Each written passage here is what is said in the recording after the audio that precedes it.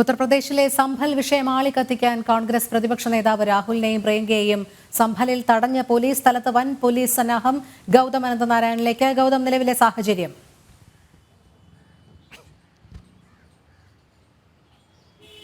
രോഹിണി, നിലവിൽ ഗാസിപൂർ അതിർത്തിയിൽ രാഹുൽ അതോടൊപ്പം തന്നെ പ്രിയങ്ക കോൺഗ്രസിൻ്റെ എംപിമാരെയും പോലീസ് തടഞ്ഞിരിക്കുകയാണ്.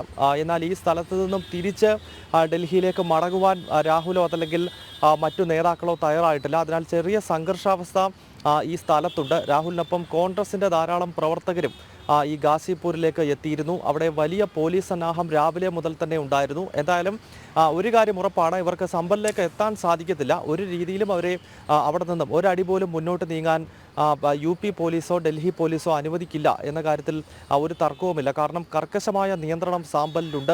അവിടെ നിലവിൽ പ്രശ്നങ്ങളില്ല. ഒരു ദിവസം നീണ്ടു നിന്ന വലിയ സംഘർഷം അത് ഒഴിയുകയാണ്, കാർമേഘം മാറുകയാണ്. ആ ഒരു ഘട്ടത്തിൽ വീണ്ടും പ്രശ്നങ്ങൾ സൃഷ്ടിക്കുവാൻ UP സർക്കാർ ആഗ്രഹിക്കുന്നില്ല. അല്ലെങ്കിൽ സാമ്പലിലെ സമാധാനം ആഗ്രഹിക്കുന്ന ജനങ്ങളെ സംബന്ധിച്ചിടത്തോളം സാമ്പൽ പഴയ രീതിയിലേക്ക് തിരികെ എത്തണമെന്നതാണ് അവിടുത്തെ സമാധാനം ആഗ്രഹിക്കുന്ന ജനങ്ങളുടെ ആഗ്രഹം എന്നത്. സ്വാഭാവികമായും അതിനെ തല്ലിക്കെടുത്തുന്ന രീതിയിലുള്ള ശ്രമമാണ് ഇപ്പോൾ ഈ പ്രതിപക്ഷ നേതാവിൻ്റെ ഭാഗത്ത് നിന്ന് ഉണ്ടാകുന്നത് എന്ന് വേണം മനസ്സിലാക്കാൻ. കാരണം അവിടേക്ക് ഒരു രാഷ്ട്രീയ പ്രധാനപ്പെട്ട പക്വതയുള്ള ഒരു നേതാക്കളും അടുത്തിടെ അവിടേക്ക് പോകാൻ ശ്രമിച്ചിട്ടില്ല. കാരണം അവിടെ ഡിസംബർ 10 വരെ നിയന്ത്രണമുണ്ട്. ഒരുപക്ഷെ വീണ്ടും പ്രശ്നങ്ങൾ ഉണ്ടാകാതിരിക്കാൻ ആ നിയന്ത്രണം 1-2 ആഴ്ചയും എക്സ്റ്റെൻഡ് ചെയ്യാനുള്ള സാധ്യതയൊന്നും നമുക്ക് തള്ളിക്കളയാനാവില്ല. അതിനാൽ ഉത്തർപ്രദേശ് ഭരിക്കുന്നത് BJP ആണ്.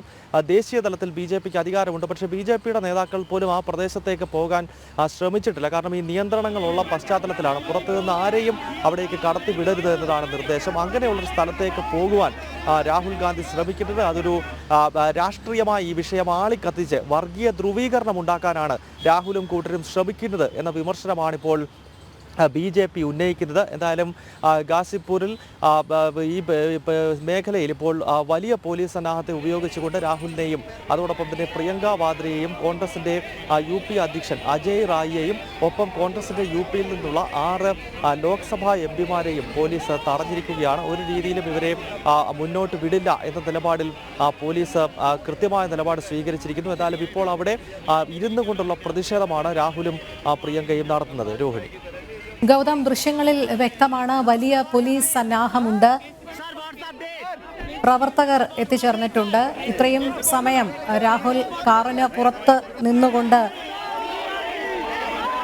സാഹചര്യം വഷളാക്കുന്നതിനുള്ളൊരു ശ്രമം തന്നെയായിരുന്നു. KC വേണുഗോപാലും അദ്ദേഹത്തോടൊപ്പം രാഹുലിനോടൊപ്പം ഉണ്ട്. നമുക്കറിയാം, നമ്മൾ നേരത്തെ പറഞ്ഞതുപോലെ തന്നെയാണ് ജില്ലാ ഭരണകൂടം നിയന്ത്രണങ്ങൾ ഏർപ്പെടുത്തിയിട്ടുണ്ട്. പുറത്തു നിന്നുള്ള ആരും സംഭൽ സന്ദർശിക്കാൻ പാടില്ല എന്നുള്ള അറിയിപ്പുണ്ടായിരുന്നു. പക്ഷേ മനഃപൂർവ്വമായി ഈ ഒരു സാഹചര്യത്തിലേക്ക് കൊണ്ടുചെന്ന് എത്തിക്കുക, സാധാരണ നിലയിലേക്ക് എത്തിച്ചേർന്നുകൊണ്ടിരുന്ന സംഭലിനെ വീണ്ടും പ്രകോപിതപരമായ രീതിയിലേക്ക് കാര്യങ്ങൾ കൊണ്ടുചെന്ന് എത്തിക്കുക എന്നുള്ള ലക്ഷ്യം മാത്രമാണ് ഇപ്പോൾ രാഹുലിന്റെയും ഈ പ്രിയങ്കയുടെയും വരവിന്റെ ഉദ്ദേശം എന്നുള്ളത് വ്യക്തമാണ്.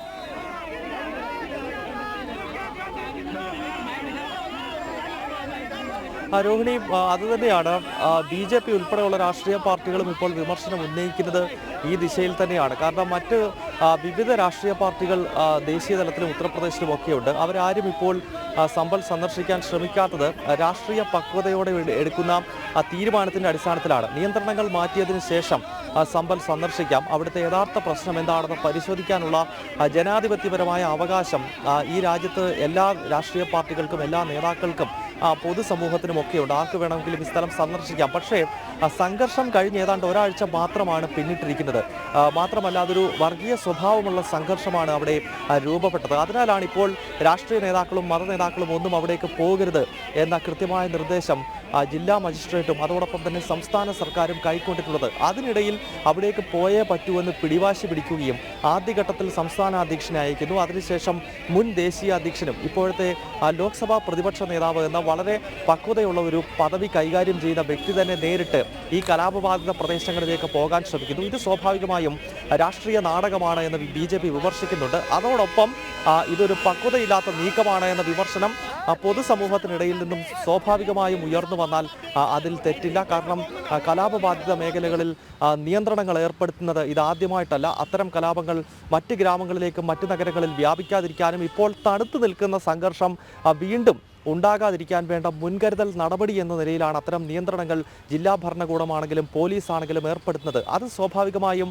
പാലിക്കുക എന്നതാണ് പ്രധാനപ്പെട്ട ഭരണഘടനാ പദവികൾ വഹിക്കുന്ന ആളുകൾ ചെയ്യേണ്ടത് എന്ന കാര്യത്തിൽ യാതൊരു തർക്കവുമില്ല. പക്ഷേ ഇവിടെ കോൺഗ്രസ് നേതൃത്വത്തിൻ്റെ ഭാഗത്ത് നിന്നും അവിടേക്ക് പോകുവാനുള്ള ശ്രമം വീണ്ടും വീണ്ടും ഉണ്ടാകുന്നു എന്നുള്ളതാണ്. നമുക്കറിയാം സമ്പൽ സംഘർഷത്തിൻ്റെ അടിസ്ഥാനപരമായ കാരണം തന്നെ അവിടെ ഒരു തർക്കമന്ദിരവുമായി ബന്ധപ്പെട്ടുള്ള പ്രശ്നമാണ്. സാമ്പലിലെ ജുമാ മസ്ജിദ്, ആ മസ്ജിദ് 1529 കാലഘട്ടങ്ങളിൽ മുഗൾ അധിനിവേശ കാലഘട്ടങ്ങളിൽ തകർക്കപ്പെട്ട ഒരു ക്ഷേത്രത്തിൻ്റെ ഹരിഹർ ക്ഷേത്രത്തിൻ്റെ അവശിഷ്ടങ്ങൾക്ക് മുകളിലാണ്, അല്ലെങ്കിൽ ആ ക്ഷേത്രം പൂർണ്ണമായി തകർത്ത് ആ ക്ഷേത്രത്തിൻ്റെ പ്രധാനപ്പെട്ട ശ്രീകോവിൽ ഉൾപ്പെടെ നിൽക്കുന്ന പ്രദേശത്താണ് ഇപ്പോൾ ഈ ഷാഹി ജുമാ മസ്ജിദ് ഉയർന്നു നിൽക്കുന്നത് എന്നതാണ് അവിടുത്തെ ഹൈന്ദവ സമൂഹത്തിൻ്റെ വാദം. ഉത്തർപ്രദേശിലെ ഹൈന്ദവ സംഘടനകൾ വർഷങ്ങളായി തന്നെ ഈ വിഷയം ഉന്നയിക്കുന്നതാണ്. അതിനാൽ തന്നെ അവിടെ ഒരു സർവേ വേണമെന്ന ആവശ്യം രൂപപ്പെടുന്നുണ്ട്. കാരണം ഇരു മതവിഭാഗങ്ങൾ വ്യത്യസ്തമായ വാദഗതികൾ മുന്നോട്ട് വയ്ക്കുന്നു. അതിനാൽ ഇതിൻ്റെ വസ്തുത എന്താണ് എന്ന് പരിശോധിക്കാം എന്നതായിരുന്നു കോടതിയുടെ നിലപാട്. സാമ്പലിലെ പ്രാദേശിക കോടതിയിലാണ് ആദ്യം ഈ വിഷയം വന്നത്. ഹൈന്ദവ സംഘടനകൾ പെറ്റീഷൻ നൽകി അവിടെ ഒരു സർവേ നടത്തണം. കാരണം ഹരിഹർ ക്ഷേത്രത്തിൻ്റെ അവശിഷ്ടത്തിന് മുകളിലാണോ ഇത്തരത്തിൽ ഒരു മിനാരം ഉയർന്നു വന്നത്, പള്ളി ഉയർന്നു വന്നത് എന്നത് സംബന്ധിച്ചുള്ള ഒരു പഠനം അനിവാര്യമാണ് എന്നതായിരുന്നു ഹർജിക്കാരുടെ പ്രധാനപ്പെട്ട ആവശ്യം. അത് കേട്ട കോടതിയാകട്ടെ അവിടെ ഒരു അഭിഭാഷക കമ്മീഷനെ ആദ്യ പടി എന്ന നിലയിൽ നിയോഗിച്ചു. കാരണം സുപ്രീം കോടതി മുതൽ കീഴ്ക്കോടതികളാണെങ്കിലും സ്വാഭാവികമായും ഇത്തരത്തിൽ അഭിഭാഷക കമ്മീഷനുകളെ നിയോഗിക്കുകയും വിഷയങ്ങൾ ആദ്യഘട്ടത്തിൽ പഠിക്കുകയും ചെയ്യും. അതിൻ്റെ ഭാഗമായാണ് അഭിഭാഷക കമ്മീഷനെ നിയോഗിച്ചത്. ആ കമ്മീഷൻ രണ്ടാമത്തെ സർവേക്കായി എത്തുന്ന ഘട്ടത്തിൽ ആദ്യം ഒരു തവണ സർവേ നടത്തി, അതിനുശേഷം വീണ്ടും വീഡിയോ ഉൾപ്പെടെ പകർത്തുന്നതിന് വേണ്ടിയുള്ള സർവേക്കായി എത്തുന്ന ഘട്ടത്തിലാണ് ഒരു വിഭാഗം ഭീകര സ്വഭാവമുള്ള സംഘടനകളുടെ പ്രവർത്തകർ ആയുധങ്ങൾ, പ്രത്യേകിച്ച് കമ്പിവടിയും അതോടൊപ്പം തന്നെ നാടൻ ബോംബുകളും തോക്കുമൊക്കെയായി ഈ സർവേ സംഘത്തെ ആക്രമിക്കുകയായിരുന്നു. ആദ്യഘട്ടത്തിൽ കല്ലേറും പിന്നീട് വെടി ഉൾപ്പെടെ ഉതിർക്കുന്ന രീതിയിലേക്ക് കാര്യങ്ങളെത്തി. ഇതിനെ തുടർന്ന് UP പോലീസും ശക്തമായി തന്നെ ഈ അക്രമകാരികളെ പ്രതിരോധിച്ചു. അങ്ങനെയാണ് വലിയ സംഘർഷം ഈ പ്രദേശത്ത് ഉണ്ടായത്. വാഹനങ്ങൾക്ക് തീവയ്ക്കുകയും മുസ്ലിം ഇതര മതവിഭാഗങ്ങളുടെ കടകളും അതോടൊപ്പം തന്നെ വീടുകളും തല്ലിപ്പൊളിക്കുകയും ഒക്കെ ചെയ്യുന്ന രീതിയിലേക്ക് സംഘർഷം അവിടെ വ്യാപിച്ചു. പക്ഷേ ആ ഒറ്റ ദിവസം കൊണ്ട് തന്നെ അത് അടിച്ചമർത്താൻ ഉത്തർപ്രദേശ് പോലീസിന് സാധിച്ചു എന്നത് വളരെ ശ്രദ്ധേയമായ ഘടകമാണ്. അതാണ് ഞാൻ നേരത്തെ പറഞ്ഞത്. മുൻപത്തെ UPയുടെ സാഹചര്യം ഒരു 2017 മുൻപുള്ള ഉത്തർപ്രദേശ് ആണെങ്കിൽ ഒരു കലാപം ഒരു പ്രദേശത്ത് തുടങ്ങിക്കഴിഞ്ഞാൽ അത് പിന്നീട് ഗ്രാമാന്തരങ്ങൾ വ്യാപിക്കുകയും ആഴ്ചകളും മാസങ്ങളും നീണ്ടു നിന്ന സംഭവമൊക്കെ അറിയാം. 2013 ചരിത്രം മാത്രം നോക്കിയാൽ നമുക്ക് മുസഫർ നഗർ കലാപത്തിൻ്റെ ചരിത്രം നമ്മുടെ മുന്നിലുണ്ട്.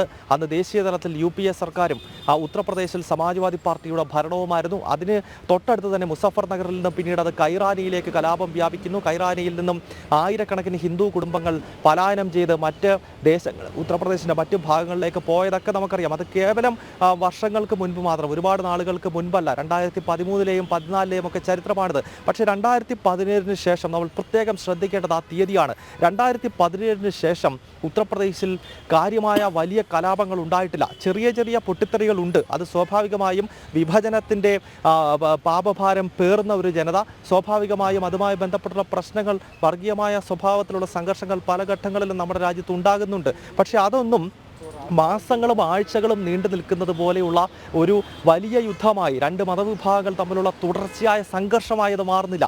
അതിൻ്റെ അടിസ്ഥാനപരമായ കാരണം ഭരണകൂടം നടത്തുന്ന കൃത്യമായ ഇടപെടലും ജാഗ്രതയുമാണ് എന്ന കാര്യത്തിൽ യാതൊരു സംശയവുമില്ല. ആഴ്ചകളും മാസങ്ങളും നീണ്ടു നിൽക്കുന്ന കലാപങ്ങളില്ലാതെ പ്രശ്നങ്ങൾ ഉണ്ടായാൽ തന്നെ അത് വളരെ പെട്ടെന്ന് പരിഹരിക്കാൻ കഴിയുന്ന രീതിയിൽ ജാഗരൂകമായ ഭരണകൂടം ഉത്തർപ്രദേശിൽ നിന്നുണ്ട് എന്നത് ഒരു വസ്തുതയാണ്. അതിൻ്റെ ഏറ്റവും അവസാനത്തെ ഉദാഹരണമാണ് സാമ്പൽ സംഘർഷം. ആ സംഘർഷം പടരാതിരിക്കാൻ വേണ്ട കൃത്യമായ നടപടികൾ യോഗി സർക്കാരിൻ്റെ ഭാഗത്തു നിന്നുണ്ടായി. അതിനെ അട്ടിമറിക്കുവാനുള്ള ശ്രമമാണ് ഇപ്പോൾ രാഹുലിൻ്റെ ഭാഗത്ത് നിന്ന് ഉണ്ടാകുന്നത് എന്ന് വേണം കൃത്യമായി തന്നെ നമുക്ക് മനസ്സിലാക്കാൻ. കാരണം ഇപ്പോൾ അവിടെ നിയന്ത്രണമുണ്ട്. ആ നിയന്ത്രണം നിൽക്കുന്ന സ്ഥലത്തേക്ക് തങ്ങൾക്ക് പോയേ പറ്റൂ എന്ന പിടിവാശി പിടിക്കുന്നത് സ്വാഭാവികമായും രാഷ്ട്രീയമായ ഒരു പക്വതയുള്ള തീരുമാനമല്ല എന്ന വിമർശനം സമൂഹത്തിൻ്റെ പല ഭാഗങ്ങളിൽ നിന്ന് ഉയരും. എന്തായാലും ദൃശ്യങ്ങളിൽ നമുക്ക് കാണാം, രാഹുൽ ഉൾപ്പെടെയുള്ള ആൾക്കാരെ ഒരടി പോലും മുന്നോട്ട് നീങ്ങാൻ അനുവദിക്കാതെ കൃത്യമായി ആ നീക്കം പൊളിച്ചുകൊണ്ടുള്ള UP പോലീസിന്റെ ഒരു നീക്കമാണ് നമ്മൾ ഗാസിയാബാദിൽ നിന്നും കാണുന്നത്. രോഹിണി. ശരി ഗൗതം.